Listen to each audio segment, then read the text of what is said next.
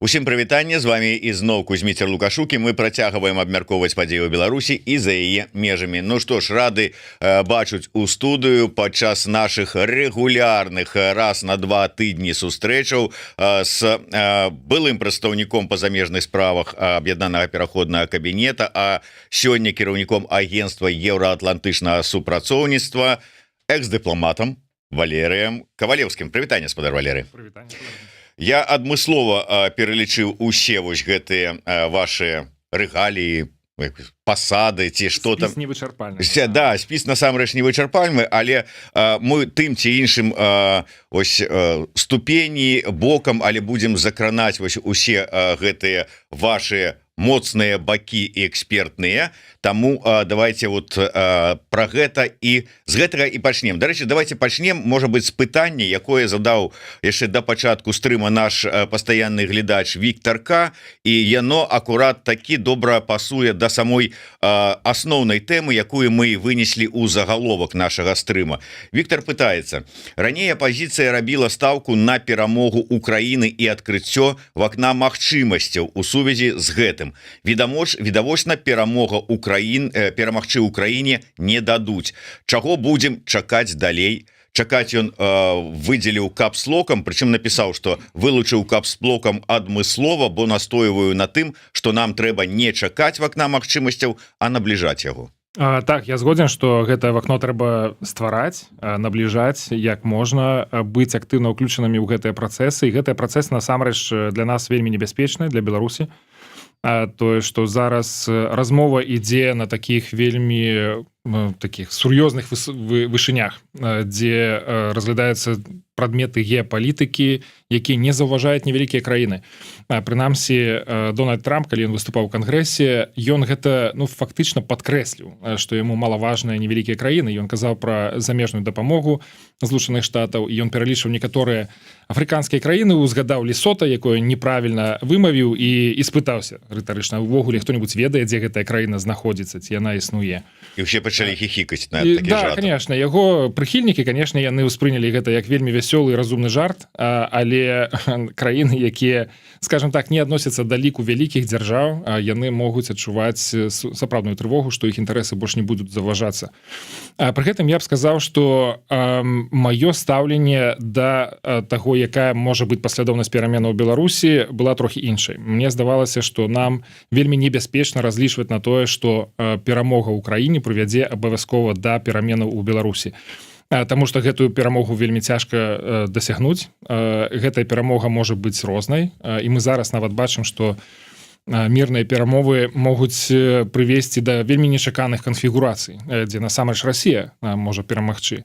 Але нават у самым лепшым сцэнарыі мы станавіліся ў чаргу. Спачатку перамагае Украіна, пасля аслабляецца ці мяняецца Расія, і толькі пасля Беларусь атрымлівае свой шанец на перамены дэмакратычна ў самой краіне. Пры гэтым сама сітуацыя геапалітычная і ў гэтым канфлікце такая, што Беларусь знаходзілася ў стане таго, што мы луз-луз. То бок, ці пераможа Расія, ці пераможа Украіна, гэта стварала сур'ёзныя небяспекі для самой Беларусі. Таму моя стаўка была на тое, што нам трэба адсоўвацца ад гэтай вайны як мага далей. Трэба скарачаць гэтую дыстанцыю, якая ўтварылася паміж Европай і Беларусі пасля 20-го года, умацоўваць суверэнітэт, але ўсё ж такі не прывязвацца так наўпрост да сканчэння вайны супраць Украіны, тым больш, што ёсць вельмі шмат прагнозаў пра тое, што тая канфігурацыя міра, якая сёння ёсць, яна можа прывесці да сур'ёзных наступстваў для нашай краіны. Давайте, можа быть, вось далей на гэтую тэму і пачнем прамаўляць ўсё ж такі месца Беларусі. Калі мы разважаем пра магчымыя перамовы, якія адбудуцца па выніку альбо паміж Трампам і Зеленскім, там, ці паміж Трампам і Пуціным, ці канфігурацыі ўсё ж такі трохкутніка па мірным урэгуляванні, што чакае ў гэтым выпадку Беларусь? Якое месца? Ці ёсць тут ввогуле нейкае месца для Беларусі? На сённяшні дзень вось у гэтых размовах і магчымых варыянтах для Беларусі фактычна няма ніякае месца, няма месца ні за сталом перамоваў. Вельмі складана таксама дамагчыся таго, каб улічылі нацыянальныя інтарэсы Беларусі. Гэта азначае, што Расія найхутчэй захавае свой кантроль над нашай краінай у тым выглядзе, які ён сёння ёсць, нягледзячы на тое, што гэта стварае пагрозу і для Украіны.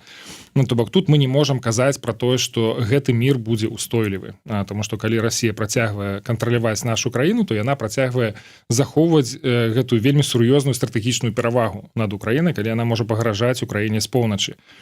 На сённяшні дзень я пакуль не бачу такіх сцэнароў, такіх варыянтаў, пры якіх Беларусь сапраўды магла б дамагчыся таго, каб нашы інтарэсы былі ўлічаныя. Незалежнасць ад таго, ці вядзецца тут пра Лукашэнку, ці пра дэмакратычныя сілы, пакуль што сцэнарый для нас негатыўны.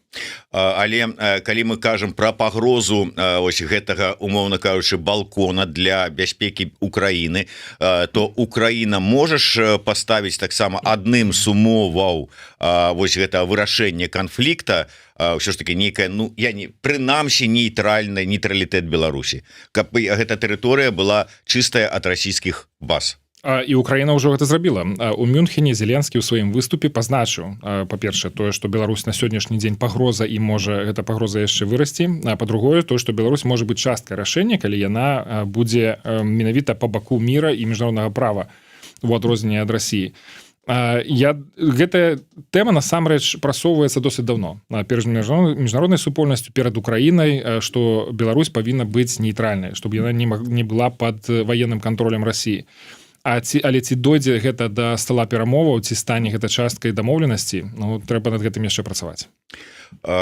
Калі вот ўсё ж таки да гэтых перамоваў, наколькі яны магчымыя і адпаведна у звязку з гэтым мы з вами вот гэтую тэму абмяркоўвалі ініцыятыву, ну яна уже не першы раз прагучала ўсё ж таки, але зараз яна з дапамогай амерыканскага блогера атрымалася ім вынесці гэта на шырокую амерыканскую аўдыторыю праз платформу Маска найперш, бо Маска это ўсё рэпосціць, што нібыта Мінск можа прадаставіць сваю пляцоўку для правядзення гэтых перамоваў паміж і удакладнення ЗША, Расія, Украіна. Варыянты магчымасці дакладней вот такіх перамоваў. Сапраўды тэма не новая, і Мінскі досыць настойліва прасоўвае, нават тады, калі гэта здавалася зусім неверагодным, але тое, што гэта прагучала ў такім важным інтэрв'ю для Лукашэнкі, і ў такім кантэксце, які мы назіралі ў гэтым інтэрв'ю, то бок вельмі шмат словаў пахвалы на адрас Трампа, ацэнкі яго прэзідэнцтва, яго ініцыятывы ў вайне, і тая рэакцыя, якая прыйшла з Масквы, мне здаецца, што гэта падвышае досыць значна перспектывы таго, што Мінск сапраўды можа стаць такім месцам. Пры гэтым мы разумеем, што ёсць некаторыя перашкоды, даволі сур'ёзныя, ці умовы, якія трэба будзе Мінску выканаць. Ну, наперш, перашкода ў выглядзе пазіцыі Кіева, які можа супрацьстаяць гэтаму, бо ўсё ж такі Беларусь не з'яўляецца нейтральным бокам у гэтым канфлікце. А па-другое, это такая даволі сумная сітуацыя з правамі чалавека ў Беларусі. Гэта сотні палітычных зняволеных, гэта працяг рэпрэсій, гэта адсутнасць незалежных медый, якія маглі б нармальна працаваць у Беларусі. То бок уявіць сабе, што хто будзе акрэдытаваны, напрыклад, на гэтыя падзеі з ліку незалежных медыя Беларусі, то на сённяшні дзень пра гэта не выпадае гаварыць ніякім чынам. То бок Еўрарадыя наўрад ці на сённяшні дзень можа разлічваць на тое, прысутнічаць на гэтых мерапрыемствах і асвятляць іх. Але тым не менш, калі ўявіць сабе, што пэўныя перашкоды ці умовы былі б выкананыя, то, в прынцыпе, я думаю, што ў сённяшнім геапалітычным кантэксце, калі вельмі лёгка згубіцца ў гэтым парадку дня, быць незаўважаным важнымі краінамі, як Злучаныя Штаты, якія прымаюць сур'ёзныя рашэнні на сённяшні дзень па будучаму міжнароднай палітыкі, то гэты сцэнар, мне падаецца, зараз значна больш прывабным, чым гэта было яшчэ некалькі тыдняў ці месяцаў таму, і больш рэалістычным таксама. Прынамсі, гэта дазволіць падкрэсліць суверэнітэт Беларусі. І ў пэўным сэнсе, магчыма, зафіксуе такую больш нейтральную пазіцыю, ці падштурхне Беларусь да таго, каб займаць больш нейтральную пазіцыю датычна да гэтай вайны. Ну, тут ёсць пытанні наконт больш нейтральнай пазіцыі і ўсё ж таки нейтральнасць, пэўная дэманстрацыя, спробы дэманстраваць гэтую нейтральнасць. Сябра ОДКБ, сябра саюзнай дзяржавы, толькі што падпісаная дамова аб гарантыях бяспекі, ядзерная расійская зброя на тэрыторыі, то есть гэты падпісаная дамова аб гарантыях бяспекі дае права і магчымасці Расіі ствараць колькі заўгодна, наколькі я разумею, абмежаванняў не стаіць расійскіх базаў на тэрыторыі Беларусі. Про якую нейтральнасць можна казаць? Ну, любая такая канцэпцыя прававая, гэта ўсё ж такі даволі падвіжны і гнуткае паняцце і рэальнасць. У гэтым сэнсе дамоўленасці, якія былі заключаныя, яны могуць па-рознаму і выконвацца. Напрыклад, тая самая дамова аб стварэнні саюзнай дзяржавы, мы бачым, як яна рэалізуецца. Ужо больш за 25 гадоў а дзяржавы ўсё няма. То бок ёсць працэс, які можа быць бясконцым, працяглым, але выніка на гэты момант пакуль што яшчэ няма. Той самы нейтралітэт гэта таксама у руках дзяржаў, урадаў. Гэта такі інструмент таксама можа быць гнуткім. Напрыклад, Аўстрыя гаворыць пра тое, што мы захоўваем ваенны нейтралітэт, але палітычна мы не нейтральныя. У нас ёсць свая пазіцыя па палітычных пытаннях. Ну, прынамсі, гэта датычыцца сітуацыі ў Беларусі, дзе Аўстрыя якраз такі захоўвае такую досыць выразную пазіцыю падтрымкі дэмакратычных памкненняў Беларусі і выступае супраць дыктатуры ў нашай краіне. Але пры гэтым яны ніякім чынам не ўдзельнічаюць у военно-палітычных блоках. Так што тут, я думаю, ёсць пэўная прастора для інтэрпрэтацыі, для таго, як насамрэч нейтралітэт можа выглядаць і можа выглядаць увогуле. Я нагадаю, што да 22 года у Канстытуцыі Беларусі быў замацаваны прынцып нейтралітэта нашай краіны. Але тым не менш ён ніякім чынам урадам Лукашэнкі не выконваўся, і Беларусь так увайшла ў такія сур'ёзныя военно-палітычныя адносіны з Расіяй, уступіла в АДКБ і гэтак далей. То бок там быў нейтралітэт, але ці ён вытрымліваўся? Не вытрымліваўся. І зараз, канешне, Беларусь не нейтральная краіна, але ці мы можам імкнуцца да гэта, ці мы можам нейкім чынам прасоўвацца, гэта ў нашых інтарэсах і варта было б гэта рабіць. І другі бок нейтральнасці можна казаць, і я чую, дарэчы, гэта не толькі ад там еўрапейскіх, там пэўных беларускіх, але нават украінскіх палітыкаў про тое, што ну паглядзіце, ўсё ж такі ўжо колькі гадоў, але з тэрыторыі Беларусі ракеты і абстрэлаў тэрыторыі Украіны няма. Ну, значыцца, нешта ці ад'ён там Лукашенко нешта можа, ці пазіцыя такая, ці яшчэ што. Армія беларуская не ўдзельнічае. Ну, увогуле зараз апошнім часам асноўная пазіцыя Лукашэнкі і рэжыму з дапамогай яго прапагандыстаў на чале з Гайдукевічам гэта мы дачынення да ўварвання расійскага акупантаў у Украіну не маем, гэта ўсё выпадкова, мы не бачылі, адвярнуліся ў другі бок, яны ішлі ў Расію і свярнулі ў не ў тую дзвер, потым, глядзіш, дойдзе да таго, што яны будуць расказваць, колькі беларускіх памежнікаў загінула на мяжы, спрабуючы спыніць расійскія танкі, але таким чынам вот такую нейтральнасць можна паспрабаваць давесці, асабліва нейкім там недасведчаным слухачам блогера Марыо, якім вот гэта ўсё і ўціраюць у вушы. Але мы выдатна ведаем, што практычна ўся прамысловасць, уся не эканоміка, но прадпрыемствы Беларусі у той ці іншай ступені, але працуюць на расійскую армію, пачынаючы ад умоўна парцянак пашыва і заканчваючы да рэактыўных снарадаў да градаў. Так якая тут нейтральнасць? Не, сапраўды пра нейтральнасць на сённяшні дзень казаць ніяк не выпадае, і Лукашенко цалкам падтрымлівае вайну Расіі супраць Украіны ў самых розных вымярэннях. Тут можна казаць пра інфармацыйную працу ці дэзінфармацыю, і на міжнароднай арэне Лукашенко цалкам падтрымлівае усе рашэнні, усе рэзалюцыі, усе пазіцыі Расіі, нават калі ён застаецца ў абсалютнай меншасці. Так, пра нейтралітэт мы сёння казаць абсалютна не можам. Беларусь з'яўляецца суагрэсарам ці нават агрэсарам у гэтай вайне. І гэтая гісторыя яшчэ не скончылася. Яшчэ могуць быць розныя сцэнары таго, як будуць развівацца гэтыя падзеі. Але калі казаць пра магчымасць правядзення перамоў у Менску, мірных перамоў па Украіне, то я лічу, што сам факт правядзення перамоваў у Беларусі будзе вымагаць ад Лукашэнкі больш стрыманай пазіцыі па ўдзелу ў гэтай вайне. І ад Пуціна, адпаведна, будзе таксама вымагаць трошкі большай дыстанцыі з Беларусю, бо цяжка будзе дасягнуць гэта пагаднення, згоды ад бакоў на гэтых перамовах того, каб праводзіць фактычна гэтыя перамовы ў ваюючай краіне, якая не ваюе наўпрост, але тым не менш падтрымлівае вайну. Ну, с улікам таго, вось як вы слушна адзначылі, што Москва праз Пяскова падтрымала гэтую нібыта ініцыятыву, ідэю Лукашэнкі пра правядзенне перамоваў у Мінску. Як там было сказано, мы гэта не абгаворывалі, але нам гэта падаецца вельмі такой добрай ідэяй.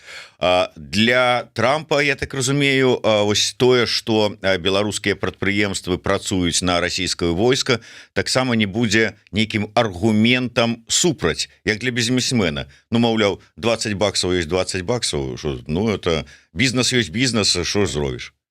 Так, я думаю, што для яго это будзе другасным такім нейкім пытаннем, аспектам гэтай сітуацыі пры прыняцці рашэння, дзе праводзіць гэтыя перамовы. Ну, у пэўным сэнсе Беларусь таксама вельмі зручнае месца для правядзення перамоў. Все ж такі Расія і Украіна побач, еўрапейскі звяз побач. Злучаным штатам у любым выпадку трэба ляцець здалёк. Куды б яны не ляцелі, все адно гэта будзе далёкі пералёт. Таму лагістычна нават Беларусь з'яўляецца такім зручным месцам. Ну і калі ўжо казаць пра тое, што былі перамовы па Ўкраіне Мінск-1 і Мінск-2, якія скончыліся кепска, то можа для того, каб выправіць рэпутацыю Беларусі ў гэтым сэнсе, варта было правесці Мінск-3, ну і ўсё ж таки дасягнуць выніку, які сапраўды замацуе такі справядлівы і ўстойлівы мір для Украіны. Дарэчы, давайте вернемся да гэтага інтэрв'ю. Сёння Пол Первого, гэты тэлеграм-канал, радасна зазначыў, я цитую: «За сутки после публикации интервью Александра Лукашенко для Мария Науфала набрало уже более 3,7 миллионов просмотров. Поздравляем Марио с удачным выбором собеседника». А мне вось цікава ваше меркаванне, гэта Марио выбіраў собеседника? Ой, ну сапраўды вельмі складана вызначыць, чыя гэта была ініцыятыва, ці яму падказалі пра гэта. Все ж таки мы бачым, што Марыо інтэрв'юе людзей, у якіх такая не мейнстрымавая заходняя пазіцыя. То бок ён можа ісці да людзей, якія не надта папулярныя сярод заходніх палітыкаў, той самы прэм'ер Славакіі Фіцо, ён быў яго суразмоўцам. Я б тут не аддаваў занадта шмат увагі гэтаму аспекту канспіралогіі того, адкуль прыйшла ініцыятыва, колькі яму заплацілі ці не заплацілі, хто каму плаціў там у гэтай сітуацыі. Добра ўжо ведае мяне ўжо прадбачыць наступнае пытанне. Да, я думаю, што гэта, шчыра кажучы, досыць другасныя пытанні. Значна важнее тое, што казаў Лукашенко, які ён пасылы рабіў, як ён сябе пазіцыянаваў у гэтым інтэрв'ю. Там, мне здаецца, досыць шмат матэрыялу для аналізу. Вось калі все ж таки для матэрыял для аналізу, што для вас, у мяне такое ўражанне склалася, што ён пастаянна нейкія свае тэзы паўтарае бясконца, нічога новага і цікавага выцепіць у чарговым спічы Лукашэнкі немагчыма.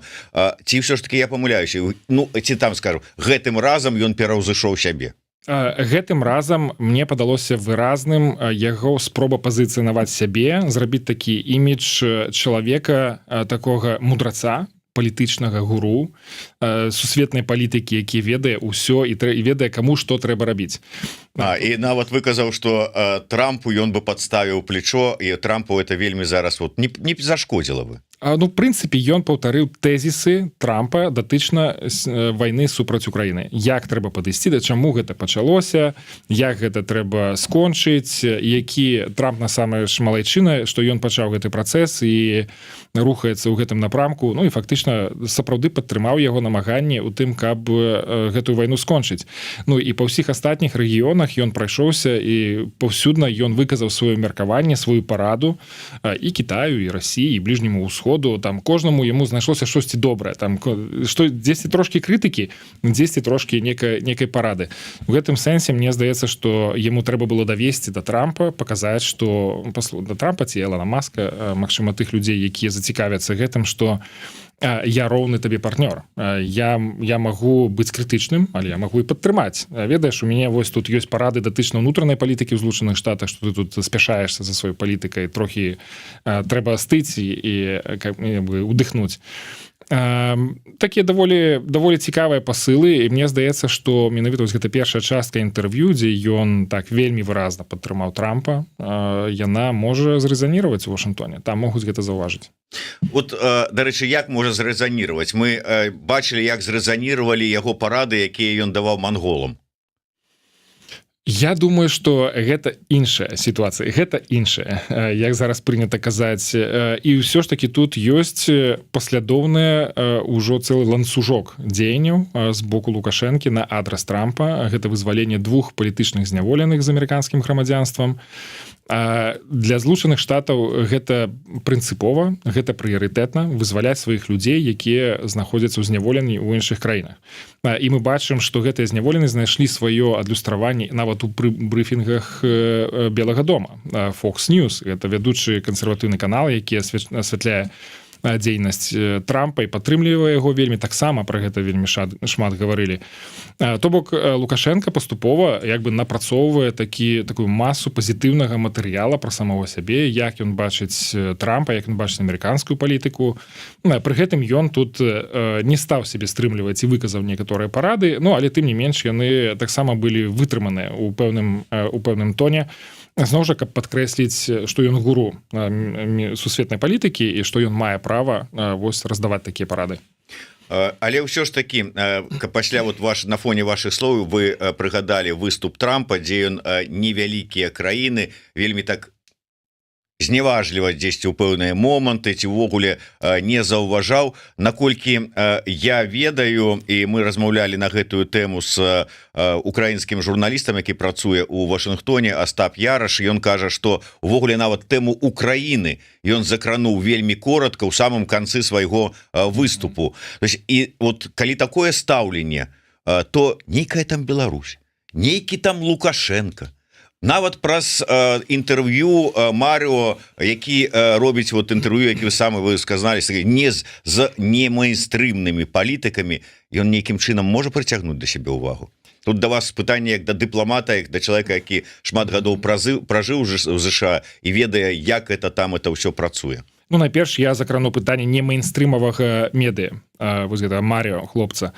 Калі вы звернеце ўвагу на палітыку Белага дома у тым, як яны выбудоўваюць новыя адносіны з медыа, то яны рэальна проста штурхнулі ў бок усе вядучыя медыа. Гэта натычыцца найперш з Associated Press, самае важнае агенцтва навінавае ў Злучаных Штатах. Фактычна Белы дом зараз фармуе гэты прэзідэнцкі пул.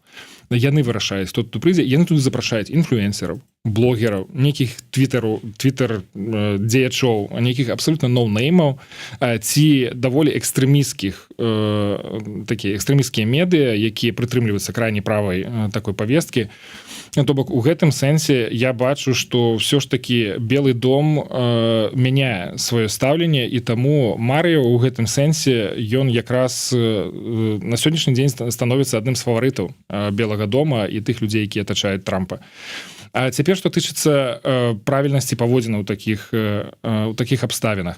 Сапраўды, калі вялікія дзяржавы перастаюць заўважаць дробныя дзяржавы, то гэта не той момант, калі трэба схавацца і не адсвечваць і ніякім чынам не прыцягваць увагу. Гэтая такая тактыка можа прывесці да таго, што сапраўды гэтыя інтарэсы будуць адбіраць, ці іх будуць разбураць, ці ім нейкім чынам будуць шкодзіць. І тут больш такой разумнай тактыкай, мне здаецца, быць актыўнымі, каб заўважалі краіну, каб заўважалі і разумелі інтарэсы гэтых краін. Беларусь все ж такі у кантэксце расійска-украінскай вайны важная дзяржава. Фактычна праз Беларусь пачалася вайна. Праз слабасць рэжыма Лукашэнкі, які дазволіў расіянам скарыстацца нашай тэрыторыі. Калі мы разумеем гэта, што Беларусь аднойчы ўжо стала пачаткам вайны, то гэта можа паўтарыцца і ў будучым. То бок роля Беларусі ў гэтым сэнсе стала ключавой, і яна будзе ключавой для таго, каб у будучым такіх канфліктаў не адбывалася. І Лукашенко, які, я думаю, таксама разумее, што ён у даволі небяспечнай сітуацыі таго, як паводзіць сябе Пуцін, які ў яго амбіцыі. Ён разумее, што сёння Расію ад Европы аддзяляе Беларусь. Ёсць краіны Балты, але это частка НАТО. Ёсць Украіна, але там ужо вайна.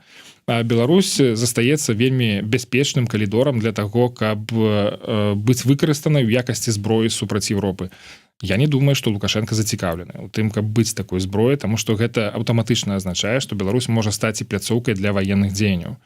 І тады разбураецца міф пра мір, які прасоўвае Лукашенко праз усе свае годы прэзідэнцтва. І тое, што на Беларусь зноў прыйдзе вайна, а гэта нікому не патрэбна. Я думаю, што і Лукашенко гэта не хацеў бы. Міф пра мір ён ужо беспілотнікамі разрушаецца, якія туды залятаюць перыядычна. Вы вось кажаце пра тое, што значнасць Беларусі разумеецца на захадзе ўсё ж такі. З іншага боку, мы з вами таксама не адзін раз абмяркоўвалі гэтую тэму, а нібыта апошнім часам яна яшчэ больш на захадзе умацавалася. Гэта тое, што Беларусь канкрэтны сатэліт Расіі. І што ад Расіі яе не адарваць. Спробы нейкім чынам вось, значнасць прызнаць, адцягнуць ад вайны да нейтралітэта, ад Пуціна ці яшчэ што-небудзь. Яны сапраўды ёсць. І ёсць не ўпэўненасць, а спадзевы, што адцягнуць атрымаецца. Я думаю, што магчыма у гэтых умовах не павінна быць такой заяўленай мэтай менавіта адцягнуць Беларусь ад Расіі. Яна там, дзе яна ёсць, і гэта вельмі складаныя абставіны для нашай краіны, але можна замест гэта працаваць над тым, каб умацоўваць нейкія элементы суверэнітэта на Беларусі. І тут я пачаў бы менавіта з людзей, з пытаннем мабільнасці, і это тая сфера, якая даволі канкрэтная і вельмі прадметная, яна вымяральная. Тут можна прымаць нейкія дзеянні, якія сапраўды будуць дапамагаць людзям. Напрыклад, гэта візавая палітыка, якая на сённяшні дзень не дапамагае беларусам быць часткай еўрапейскай сям'і. Гэта перасячэнне мяжы, якое стала вельмі складаным. Гэта транспартныя сувязі паміж Беларусю і Европай. Гэта і авіязлучэнне, гэта і чыгуначнае злучэнне, якія на сённяшні дзень проста адсутнічаюць. І калі мы ўжо гаворым пра тое, куды дрейфуе Беларусь і чаму яна дрейфуе, то тут абсалютна можна сказаць пра тое, што вось гэтыя захады, якія абмяжоўваюць мабільнасць беларусаў, абмяжоўваюць сувязі транспартныя Беларусі з Европай, яны таксама ў пэўным сэнсе гэтаму спрыяюць. І замест таго, каб скардзіцца на тое, што Беларусь немагчыма адарваць ад Расіі, падумаць пра тое, што можна зрабіць, каб умацаваць гэтыя сувязі паміж Беларусю і Европай. І гэта будзе абсалютна канкрэтным дзеяннем, якое прывядзе да вельмі канкрэтных пазітыўных эфектаў для беларусаў і для еўрапейцаў. Дарэчы, як вы ставіце да такой версіі, не будзем называць канспіралагічнай і канспіралагічнай, што Трамп это агент Красноў і ён працуе на Лубянку? Так, ёсць такая канспіралогія, якая яшчэ нарадзілася падчас першага прэзідэнцтва Трампа. Насамрэч, і выбары яго ў 16-м годзе яны таксама былі, это ўжо было даказана, то, што расіяне дапамагалі Трампу быць абранымі ў гэтым працэсе. Але гэта звычайная тактыка Расіі умешвацца ў працэсы ў незалежнасці ад ідэалагічных пазіцый для таго, каб кінуць нейкі цень сумневу на дэмакратычныя працэсы, на вынікі выбараў, для таго, каб разгойдваць гэтыя дэмакратычныя інстытуты з сярэдзіны. Сапраўды гэтыя назіранні былі, яны былі даказаныя, у тым ліку спецслужбамі Злучаных Штатаў. Дарэчы, гэта прывяло тады да скарачэння дыпламатычнай прысутнасці Расіі ў Злучаных Штатах, над чым зараз Трамп працуе разам з Пуціным, каб аднавіць гэтую дыпламатычную прысутнасць. Але прынамсі на сённяшні дзень спецслужбы, тыя установы, якія валодаюць усім аб'ёмам інфармацыі, якія могуць прыйсці да такіх высноваў, пакуль такіх высноваў не робяць. Добра, а вы бачыце тады з дыпламатычнага, з аналітычнага пункту гледжання тлумачэнні таму, што ў прынцыпе по вялікаму рахунку, вось калі браць канкрэтна вось гэты кейс перамоваў наконт спынення вайны ва ўкраіне, Трамп працуе на карысць ці прасоўвае нейкія там тэзісы на карысць менавіта Расіі. Так, сапраўды, і гэта вельмі расстройвае тое, што вось гэта канцэпцыя Трампа, якую прасоўвае і яго каманда, гэта мір праз сілу, яна азначае ужыванне сілы да сваіх саюзнікаў, не да Расіі. Чамусьці Расія застаецца ў баку ад гэтых працэсаў. Сіла ужываецца менавіта да Украіны найперш, але таксама і да Канады, і да еўрапейскага звязу, да іншых краін, якія насамрэч уваходзяць у блізкае атачэнне Злучаных Штатаў, традыцыйныя саюзнікі. Гэта такая стратэгія, якая можа прывесці да сур'ёзных наступстваў, да заключэння міру, які не будзе ні справядлівым, ні ўстойлівым, ні збалансаваным, які сапраўды проста створыць перадумовы для паўтарэння гэтай вайны. Пры гэтым гэта яшчэ можа прывесці да таго, што Злучаныя Штаты адштурхнуць ад сябе вельмі важных сваіх саюзнікаў і па НАТО, і па еўрапейскім звязе. А яны яшчэ гэтага не зрабілі? Яны ўжо вельмі моцна нашкодзілі гэтым адносінам, это праўда. Само еўраатлантычнае партнёрства, это супрацоўніцтва на сённяшні дзень знаходіцца ў стане стрэсу. Няма ніякіх высноваў таго, што будзе далей, але ёсць ужо вельмі шмат матэрыялу для каб зразумець, што штосьці адбываецца вельмі шкоднае для гэтых адносінаў. Ёсць надзея на то, што самыя саюзнікі, Европа, Украіна, Канада тыя самыя, яны праявяць ўсё ж такі больш разумны, стрыманы падыход, не дадуць гэтаму адбыцца. Тое, што робіць Трамп, вельмі правакацыйна. Яно вымагае рэзкую рэакцыю. І сапраўды былі спробы там сфармуляваць гэтую рэакцыю, але тым не менш, тое, што саюзнікі вытрымліваюць вельмі стрыманую пазіцыю, я думаю, што гэта правільная пазіцыя, каб захаваць гэтае партнёрства, не даць Трампу нанесці вось такую сур'ёзную шкоду. Гэта таксама будзе тычыцца і амерыканцаў, якія абсалютна не на баку Трампа ў гэтым пытанні. Яны не падзяляюць такой знешняй палітыкі, такіх падыходаў. Гэта ўжо аб'ект крытыкі даволі сур'ёзнай, унутранай. Таксама і рэспубліканскі эстеблішмент, сама партыя Трампа, яны наўрад ці будуць задаволены такім ходам падзей, таму што я тут паўтаруся з мінулых эфіраў, тое, што Злучаныя Штаты сталі вялікай дзяржавай, уплывовай дзяржавай, звышдзяржавай і адзінай у свеце, гэта стала у тым ліку дзякуючы вельмі сур'ёзным саюзніцкім адносінам Злучаных Штатаў з Еўропай, з Аўстраліяй, з Японіяй, з Карэяй. І разбураць гэтае партнёрства, гэтыя сувязі, гэта азначае аслабляць Злучаныя Штаты. І ў гэтым сэнсе Трамп таксама можа не заўважае гэта, але калі ён становіцца слабейшым, ён становіцца і менш прывабным, як патэнцыйны партнёр там для Китая, для Расіі, напрыклад. Таму гэта ўсё ўзаемазвязана, ўсё ўзаемазалежна, і думаю, што і амерыканская публіка, і эстэблішмент палітычны, і саюзнікі проста не дазволяць гэтаму здарыцца вось так вось проста. Магчыма, будуць яшчэ якія-небудзь больш рэзкія рухі з боку Трампа, якія ўсё ж такі прывядуць да разбурэння гэтага партнёрства. Але на сённяшні дзень так, гэта рызыка і даволі сур'ёзная, але гэта яшчэ не пагроза.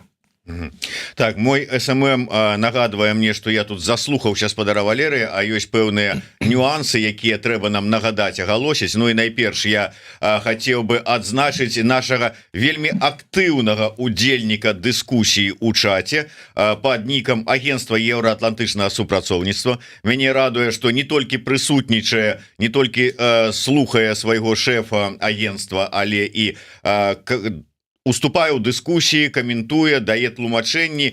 Так што подписывайтеся, шановныя слухачы і гледачы, на тэлеграм-каналы і іншыя сацыяльныя сеткі агенцтва.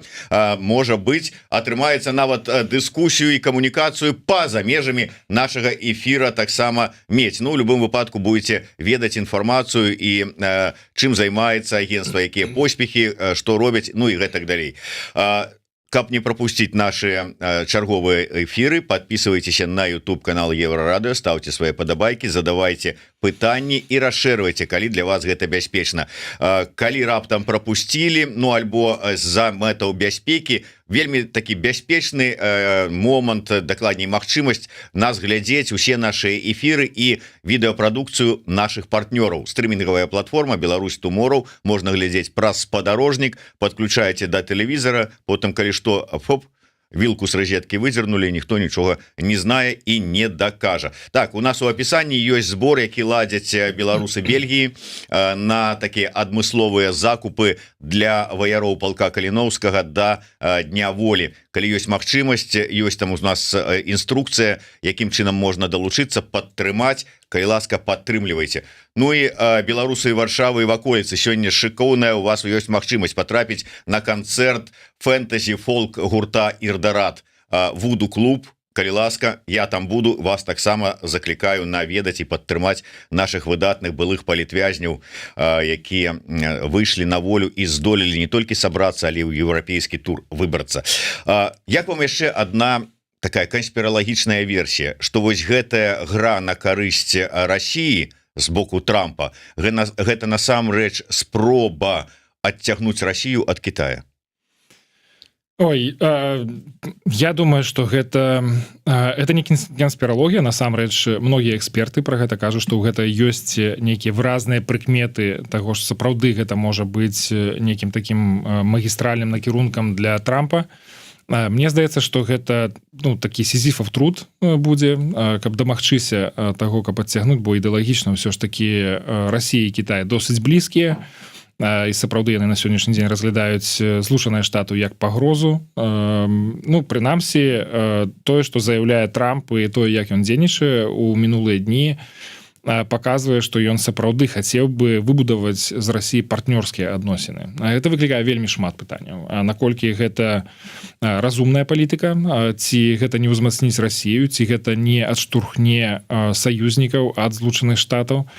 Але ўсё ж такі дамагчыся таго, каб Кітай быў адарваны ад Расіі, мне здаецца, такая даволі слабая перспектыва, амаль што ілюзія, улічваючы таксама, што краіны ўсё ж такі суседнія і падзяляюць вельмі шмат гандлёва-эканамічных інтарэсаў, палітычных і стратэгічных інтарэсаў.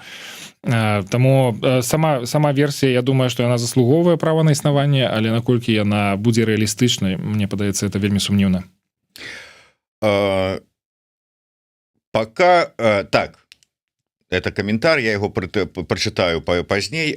Просто на такой вот вы выказываете там сумневы у тым, что может быть правильно, неправильно, калі сапраўды вот такие задумы ёсць у Трампа. Як днямі написал Зянон Станіславович, у Трампа прысутнічае мысленне на десятигоддзі. Якое не кожнаму палітыку ввогуле как бы ёсць і у кожнага палітыка. Таму, можа быць, мы не можам са свайго досведу, са сваім ведамі убачыць гэтае вот мысленне, а яно ёсць.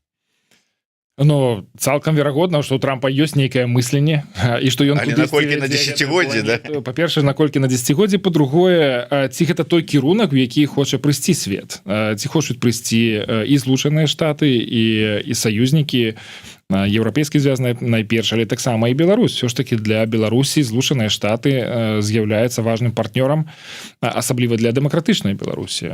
І ў гэтым сэнсе мне здаецца, што мы зацікаўленыя, павінны быць зацікаўлены ў тым, каб была некая пераемнасць, была паслядоўнасць у тым, што робяць Злучаныя Штаты. Я, дарэчы, тут не пагаджуся з меркаваннем Латушкі про тое, што Злучаныя Штаты страцілі статус лідара свабоднага міру. Я думаю, што гэта вельмі заўчасная такая заява, якая, дарэчы, яшчэ і стварае такі падзел ці разыходжанне з пазіцыі Святланы Ціхановскай, дзе ўсё ж такі яна досыць стрымана каментуе гэтыя падзеі, устрымліваецца ад нейкіх ацэнак. Латушка тут пайшоў далей і даволі далёка зайшоў у тым, каб фактычна ўжо даць нейкія ацэнкі і абвінавачванні.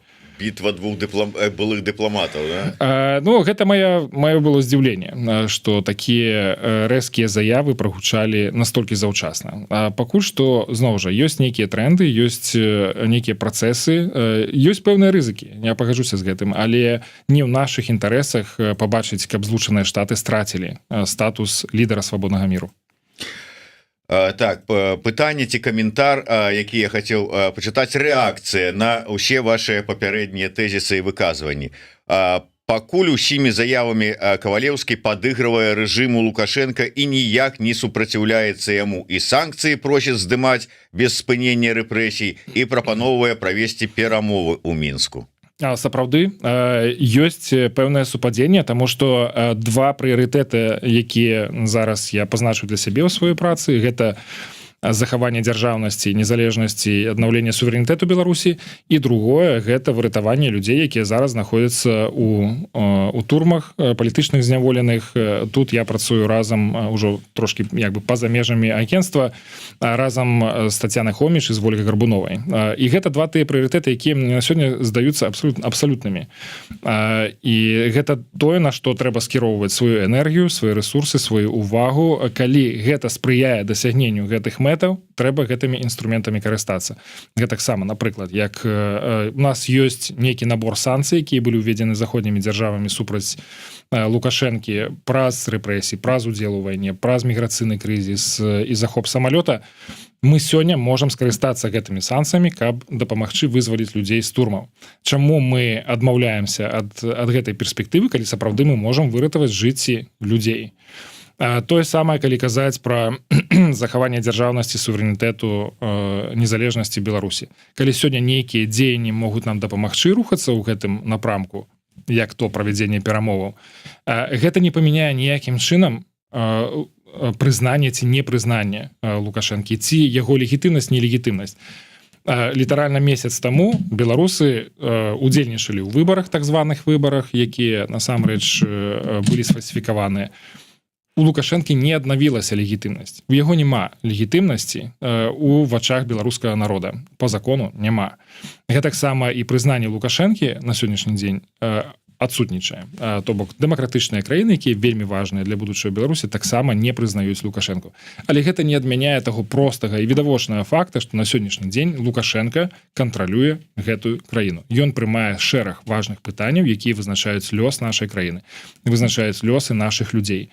Ці мы будзем адмаўляць гэтую рэальнасць, ці мы будзем з ёй лічыцца з гэтай рэальнасцю, і што мы будзем рабіць у гэтай рэальнасці, калі мы асэнсоўваем, што так, сапраўды гэта непрыемная рэальнасць, але яна ёсць. І ці мы будзем адварочвацца ў іншы бок і занимацца нейкімі ілюзорнымі праектамі і траціць энергію на тое, што на што не ўплывае.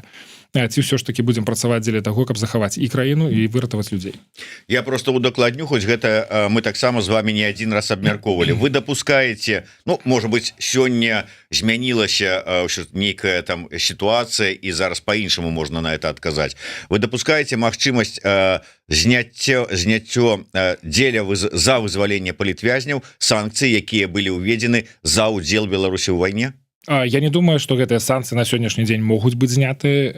Яны будуць узмацняцца, пакуль вайна не скончыцца. Ну, прынамсі, яны захаваюцца да таго моманту.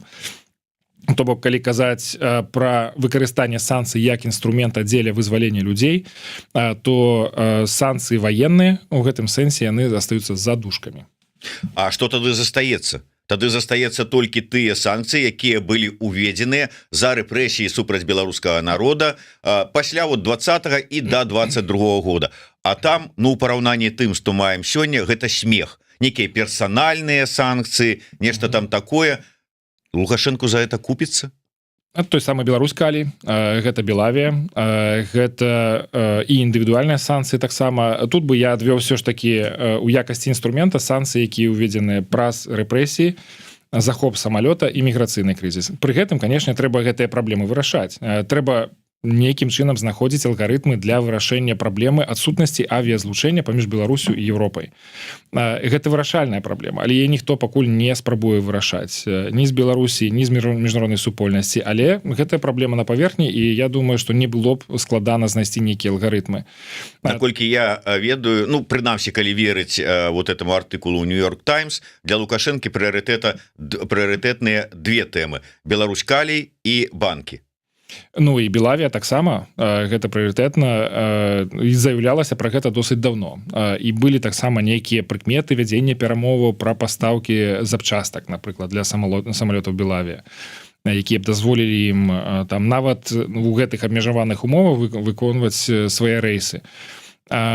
Гэта важна для беларусаў, это не толькі важна для Лукашэнкі. Я думаю, что это больш важна. Для беларусаў, да, тут такое адчуванне, што Лукашэнку наплеваць на тое, што для беларусаў важна ў гэтым накірунку. Но беларусам не павінна быць наплеваць, таму мы павінны таксама заяўляць сваю пазіцыю і гучна казаць пра тое, што для нас важна. Напрыклад, пытанне мабільнасці, гэта важна для беларусаў, так важна. Чаму мы не можам казаць, я кажу тут не толькі пра палітычныя структуры, а пра грамадзянскую супольнасць, увогуле там дыяспору, якая знаходіцца за мяжой, што да, для нас важна, каб санкцыі супраць Белавія былі знятыя, каб аднавіліся рэйсы, каб было адкрытая паветраная прастора Беларусі стала адкрытай, каб былі адноўленыя чыгуначныя злучэнне паміж Мінскам, Варшавай і Мінскам, Вільнюсам. Я думаю, што гэта ў інтарэсах всіх, чаму мы павінны пра гэта маўчаць, што мы на сённяшні дзень больш губляем ад гэта, чым сам Лукашенко.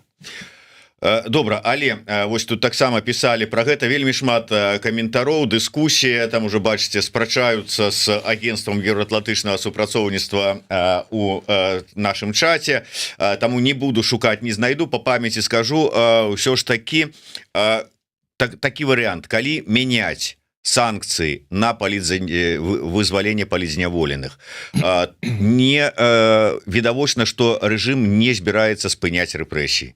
Наколькі хопіць санкцый, тому что все новые и новые будут займаць месца выкупленых. Так, сапраўды важнае удакладненне, все ж таки на сённяшні дзень у гэтых умовах працягу рэпрэсій можна казаць пра прыпыненне санкцый, менавіта пры умове таго, што будуць запавольвацца і ўвогуле спыняцца санкцыі, даруйце, рэпрэсіі, каб сапраўды мы не можам губляць той рычаг ціску на рэжым, які быў створаны замежнымі дзяржавамі на працягу вось гэтых 4,5 гадоў, без таго, каб не вырашыць праблему рэпрэсіі. Гэта ўсведамляюць усе тыя людзі, з якімі я працую таксама па гэтай праблеме. Гэта ўсведамляюць таксама і заходнія партнёры, з кім мы абмяркоўваем такія перспектывы, як можна найбольш эфектыўным чынам скарыстацца санкцыямі дзеля вызвалення людзей і спынення рэпрэсій. Просто дзеля інфармацыі, цягам вось 3 дзён у мяне ў эфіры былі такія знаныя эксперты-аналітыкі, там Артём Шрайбман, Павел Мацукевич, ваш калега, Павел Усаў. Усе яны, адказваючы на гэтае пытанне, сказалі, спынення рэпрэсій не будзе, пакуль Лукашенко знаходіцца пры ўладзе. Гэта раз. І нават калі Лукашенко сыдзе з улады, але рэжым не зменіцца, будзе працягвацца такі ж гэты выбудаваны рэжым, але з іншым чалавекам, пастаўленым там, не знаю, там Лукашенкам там ці гэтай номенклатурай лукашэнкаўскай кіраваць, ён рэпрэсіі не працягне. Яны могуць зменшыцца, яны могуць змяніцца. Як змяніліся рэпрэсіі, іх узровень і колькасць у параўнанні са сталінскімі, потым хрушчоўскія ці брэжнеўскія, але яны былі. І тут тое ж самае, таму на што разлік? Пры сённяшніх умовах рэпрэсіі не спыняцца. Калі мы захоўваем гэтую сітуацыю, замарожваем яе, калі яна не мяняецца у найбліжэйшым будучым там ці ў сярэднетэрміновай перспектыве, рэпрэсіі застануцца такімі самымі, як былі. Магчыма, яны будуць павялічвацца, магчыма, яны будуць трошкі запавольвацца. Заўсёды ёсць нейкая крывая, якая паказвае нейкія хістанні. Але калі мы будзем дзейнічаць дзеля таго, каб вырашаць канкрэтныя праблемы на сённяшні дзень і такім чынам ствараць нейкія пазітыўныя прыклады таго, што мы можам дамагацца поспеху ў нашых задачах, то я думаю, што ёсць перспектыва таго, што на санкцыі, на рэжым санкцый у Беларусі можна будзе ўплываць. І тут менавіта пытанне вызвалення палітычных зняволеных мне падаецца найбольш рэалістычным. Па-першае, ёсць ужо пэўны прагрэс у тым, што людзей вызваляюць. 261 чалавек ужо выйшлі на волю па памілаваннях. Былі яшчэ і абмены, дарэчы, расійска-украінскія, дзе беларускіх палітзняволеных з грамадзянствам Украіны выпускалі. 5 чалавек выйшлі. Да. Ёсць перспектывы таго, канешне, мы не можам пра гэта казаць сёння, спасылаючыся на афіцыйныя крыніцы ў Менску ці Вашынгтоне, але ёсць прыкметы таго, што ёсць нейкія размовы паміж Злучанымі Штатамі і Беларусю пра тое, каб вызваліць палітычных зняволеных значную групу праз прыпыненне санкцый. Гэта можа, дарэчы, закрануць і рэпрэсіі. Прынамсі, так гаварылася ў гэтым артыкуле New York Times.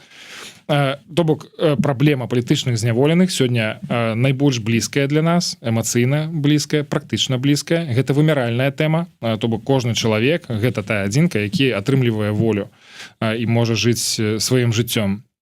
У гэтага ёсць ужо пэўны прагрэс, які быў дасягнуты з ліпеня ад ліпеня мінулага года. То бок тут ёсць усе прыкметы таго, што гэтая тэма яна можа дазволіць нам адкрыць дзверы да вырашэння іншых праблем. Тут і в прынцыпе рэпрэсіі і вызваленне людзей яны ўзаемазвязаныя з'явы.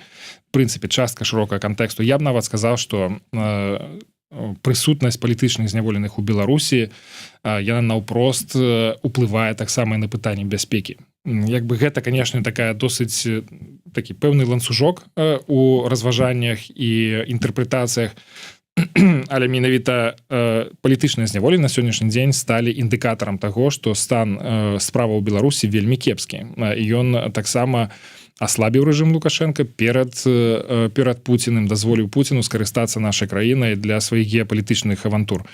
Таму мы павінны дзесьці пачаць гэтую працу, павінны пачаць як бы разбураць вось гэтую сітуацыю, якая здаецца нам, ці здавалася прынамсі да мінулага часу, да апошняга часу, такой невырашальнай абсалютна. Але ёсць вырашэнне, ёсць пэўны прагрэс. Мы не можам яго абясцэньваць, як мы не можам не радавацца таму, што людзі выходзяць на волю. Ну, мы, безумоўна, радуемся, што людзі выходзяць на волю. Шкада толькі, што пераважная большасць выходзяць на волю тыя, хто ўжо і так практычна адседзеў свой тэрмін. Альбо гэта не абавязкова так. Насамрэч, статыстычна прыкладна 60-70% часу тое, што людзі адседзелі. Але гэтая траціна, гэта вельмі шмат. Безумоўна, гэтага я не аспрэчваю, але хацелася б, каб вот выходзілі на волю тыя людзі, якім яшчэ нібыта шмат сядзець паводле гэтага прысуда неправавого. Дарэчы, а у вас ёсць тлумачэнне, чаму да гэтага часу Зяньковіча не выпусцілі?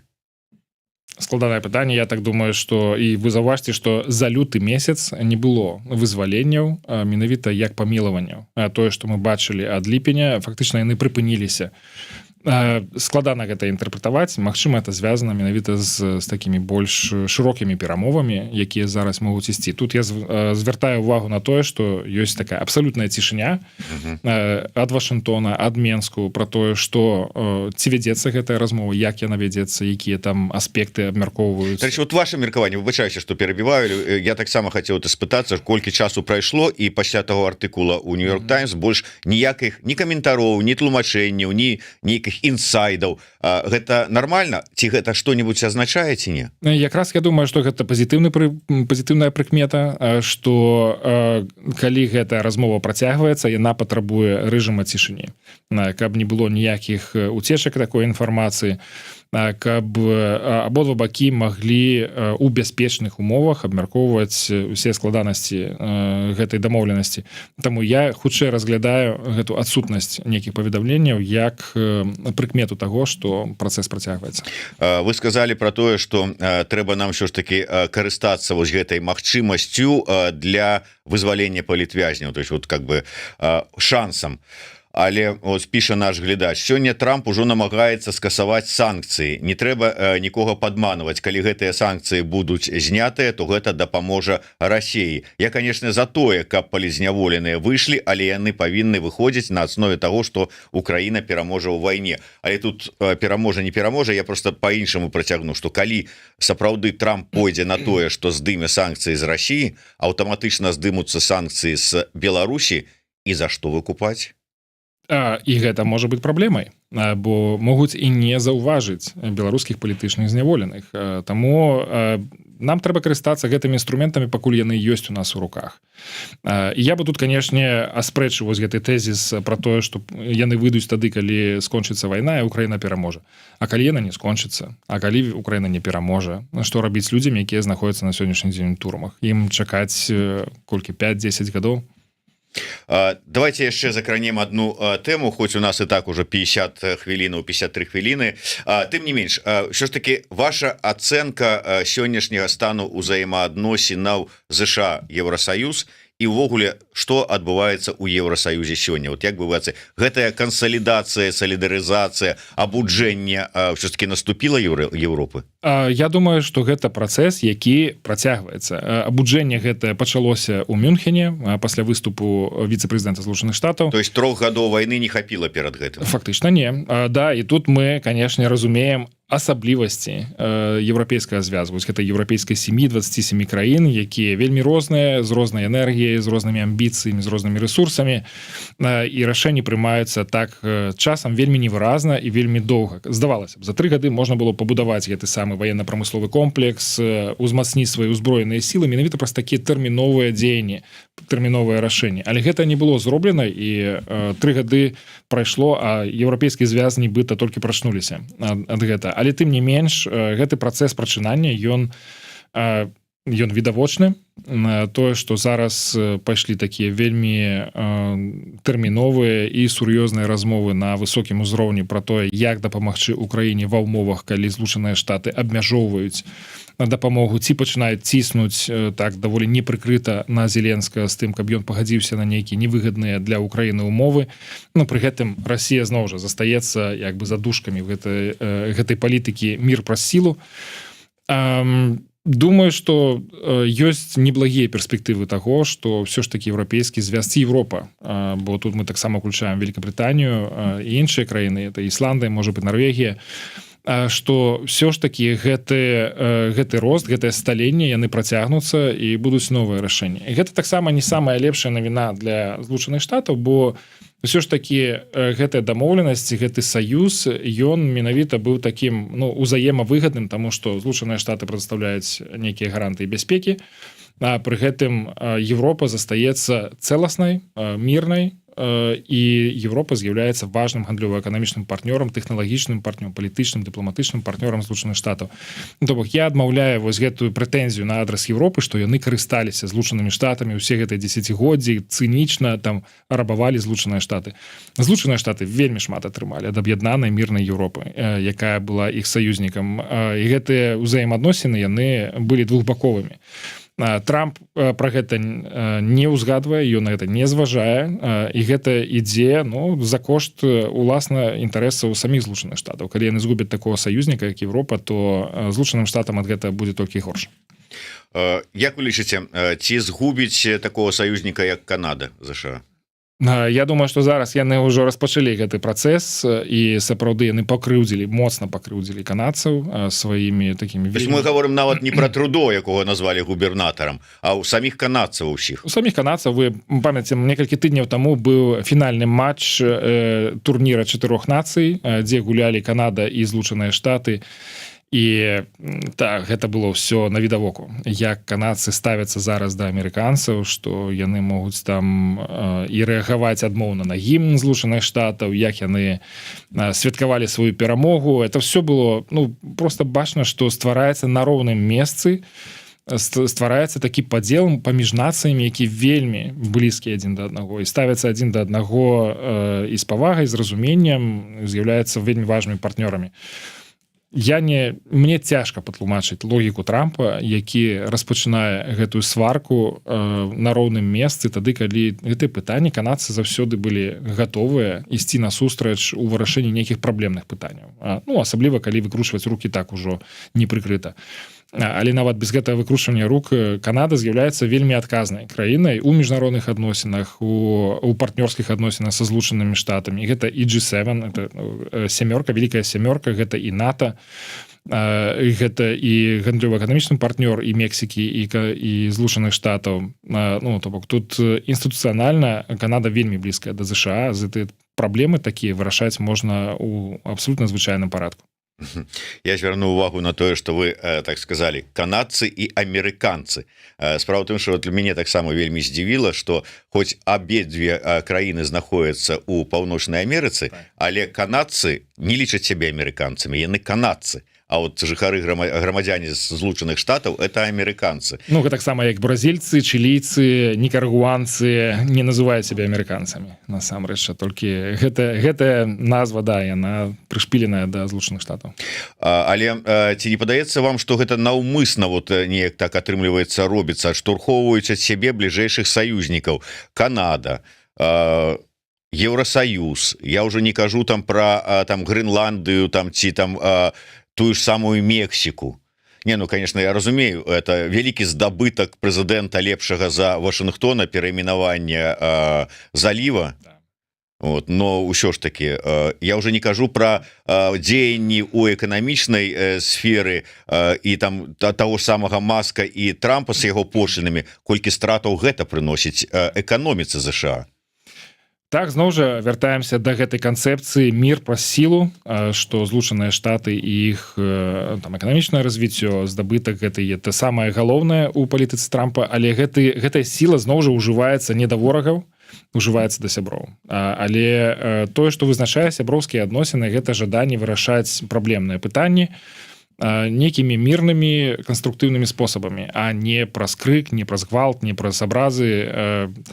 Відавочна, штосьці адбываецца. Ёсць такі намер адштурхнуць гэтых саюзнікаў, ці прынамсі праз такую пазіцыю сілы паставіць іх на сваё месца і сказаць, хто тут самы галоўны. Але мы ведаем з гісторыі, як гэта заканчваецца, што рана ці позна прыйдзе такое усведамленне таго, што страты пачынаюць перавышаць здабыткі ад такой палітыкі, і думаю, што і амерыканцы, і амерыканскі палітычны эстаблішмент могуць разглядзець за тым, што адбываецца, рызыкі таго, што страты пачнуць перавышаць на гэтыя здабыткі. Ці здольны на гэта Трамп, які пакуль не паказаў за сваю кар'еру, што ён можа рэфлексіраваць, што ён можа ацэньваць свае памылкі, прызнаваць гэтыя памылкі. То бок зараз ён як бульдозер ідзе наперад, як бы раскідваючы ўсіх у бакі, думаючы, што гэта нічого не будзе каштаваць. Я думаю, што цэннік усё ж таки дзесьці там яго чакае. Але вот ведаючы амерыканскае грамадства, я ведаю, што яны как бы прывыклі, што нейкае там падаражанне на 1 цент, гэта что-то вот удар по нашай стабільнасці. Это что это такое? Падаражала масло на 10 центаў, вот это сволочь Байден, это ўсё из-за него. А тое, што ўзяўся за Грэнландыю, яйца пропали. Это абсолютно классная паралель з Беларусю. Мы памятаем, што гэта таксама было адным з таких яркіх момантаў палітычнай кар'еры Лукашэнкі, пра масла і пра яйкі. Сапраўды. Але тое, што не даравалі Байдену, пакуль яшчэ даруюць Трампу. Магчыма, гэта першыя тыдні яго адміністрацыі, яшчэ не прайшло 2 месяцаў, але дагоняць гэтыя эканамічныя складанасці Трампа і яго палітыку, яны прымусяць пераглядзець некаторыя рэчы. Прынамсі мы бачым зараз. Вось гэтыя аб'яўленыя войны супраць Канады, супраць Мексікі, ужо зараз разглядаецца магчымасць для таго, каб вывесці аўтамабільную індустрыю з-пад гэтых тарыфных войнаў. Бо ёсць разуменне, што ў сярэднім гэта можа павялічыць цану на машыну на $12,000. То бок гэта абсолютно не драбніца, калі ісці такім шляхам. І людзі будуць ставіць пытанне перад Трампам, чаму так адбылася. Ты можаш, што гэта ўсё навідавоку. Ну і на завяршэнне, ўсё ж такі, гэта можа іх шлях, іх выбар закуклівацца у сабе, у сваёй краіне, у сваіх праблемах. Амерыка найперш, нашы ўнутраныя праблемы, пра што там Трамп найперш гаворыць, што выбаршчыкі ад яго і чакаюць вырашэння ўнутраных праблем. Але вось гэта сыход з міжнароднай арэны. Можна казаць, што калі вы там кажаце пра скасаванне праграмаў USAID, гэта вы ж там атрымлівалі ад іх гранты, грантасмокі, для вас гэта трагедыя, ўсё такое. Але гэта ж розныя абсалютна праграмы, якія прасоўвалі, такая мяккая сіла прасоўвання амерыканскіх каштоўнасцяў, інтарэсаў і ўсяго астатняга ва ўсім свеце. Сышлі з гэтага, сышлі адсюль умоўна пустое месца, да? Вот зараз я читаю навіну про тое, што адміністрацыя Трампа пачала масавае скарачэнне ў ЦРУ, знешняя разведка. То есть вот это все люди будут выведены таксама з тых пазіцый, дзе яны па ўсім свеце знаходзяцца і займаюцца сваёй справай. Яшчэ одно пустое место. Мы з гісторыі ведаем, пустым места не бывае. І Китай, Еўросаюз, хто скарыстаецца і якія тут выгоды, якія пагрозы это несе? Хутчэй, конечно, скарыстаецца гэтым Кітай, Расія, у якіх ёсць глобальныя амбіцыі, у адрозненне ад еўрапейскага звязу. То бок яны, еўрапейскі звяз, ну просто не мае таких геапалітычных амбіцый, яны не праецыруюць свае інтарэсы так далёка і не спрабуюць весці такую гульню, хаця той самы еўразвяз таксама, конечно, падтрымлівае праграмы дапамогі, але калі казаць ужо пра ваенную частку ці пытанні выведкі, то тут у еўразвяза няма ніякіх таких амбіцый. Конечно, і ў гэтым сэнсе тое, што мы бачым, што праз гэтыя працэсы, праз скарачэнне сваёй прысутнасці, праз разбурэнне партнёрскіх адносінаў з Еўропай ці там з іншымі саюзнікамі, Злучаныя Штаты могуць ператварыцца ў важную рэгіянальную дзяржаву, але адмовіцца ад статуса звыш дзяржавы. І гэты статус, насамрэч, для Еўропы быў вельмі важным дзеля таго, каб захоўваць мір у Еўропе. Гэта спрацавала ў Першую сусветную вайну, у Другую сусветную вайну. Менавіта ўдзел Злучаных Штатаў дапамог прынесці гэты мір і стабільнасць у наш рэгіён. Таму ў нашых інтарэсах не дазволіць Злучаным Штатам адысці ад нашага рэгіёна еўрапейскага настолькі далёка, каб абрэзаць гэтыя сувязі, каб скараціць сваю прысутнасць, бо гэтая прастора сапраўды не церпіць вакуума і абавязкова сюды будуць заходзіць іншыя гульцы ўжо з іншымі каштоўнасцямі, з іншымі інтарэсамі і з іншым стаўленнем да нашай незалежнасці, суверэнітэту, нацыянальнай ідэнтычнасці, наших памкненняў да дэмакратыі ў Беларусі таксама. Таму я думаю, што нам таксама трэба дзейнічаць для таго, каб нагадваць Злучаным Штатам, што мы цэнім іх прысутнасць і гэта служыць інтарэсам і нашым, і Злучаным Штатам таксама. У нас ёсць магчымасці нагадваць Злучаным Штатам. Вот мы говорим про нас з вами, там про дэмсілы. Ёсць такія магчымасці, ёсць і ў грамадзянскай супольнасці, і ў медыа, і ў экспертаў, і ў палітыкаў ёсць такія магчымасці, трэба гэтымі магчымасцямі абавязкова карыстацца і больш інтэнсіўна, чым раней. Кажуць, што і рэжым карыстаецца. Вон Женя Прыгерман нібыта там ездзіць па цэнтрам прыняцця рашэнняў. Я не думаю, што он ездзіць па цэнтрам экспертных прынамсі. Да, я думаю, што ў яго трохі іншы ўзровень і іншыя магчымасці для сустрэч. Але гэта легітымная дзейнасць на тэрыторыі Злучаных Штатаў, калі Евген Прыгерман прыязджае туды і сустракаецца з экспертамі. Што тут сказаць? У яго іншыя падыходы, іншыя меседжы і пасылы, але тут ужо пытанне канкурэнцыі, калі мы можам фармуляваць іншыя ідэі, іншыя падыходы і пераконваць Злучаныя Штаты, што менавіта такая Беларусь у інтарэсах дэмакратычных краін Злучаных Штатаў і трэба падтрымліваць такія памкненні, то трэба дзейнічаць. Дзякуй вялікі. На жаль, трэба завяршаць нашу размову. Такім чынам кіраўнік агенцтва еўраатлантычнага супрацоўніцтва Валерый Кавалеўскі быў у нас у рэгулярным эфіры. Эфіры нашы раз на 2 тыдні па чацвяргах. Не забывайте подписываться на социальные сетки агентства. Спасылочка ёсць у нас у каментатарскай. Таксама не забывайте подписываться на YouTube канал Еврорады. Ставьте свои падабайкі, націскайте на звоночек і расшэрвайце, калі для вас гэта бяспечна, каб на як мага большая колькасць людзей послухала, поглядела, зрабіла свае высновы, прынамсі атрымала дадатковую інфармацыю для роздумаў. Стрымінгавая платформа Беларусь Tomorrow, апісанне таксама у нас у каментатарскай, і калі магчыма, падтрымайце збор, які ладзяць беларусы Бельгіі для набыцця адпаведных і неабходных рэчаў палку Каліноўскага да Дня волі. Жыве Беларусь, да сустрэчы. Жыве вечна.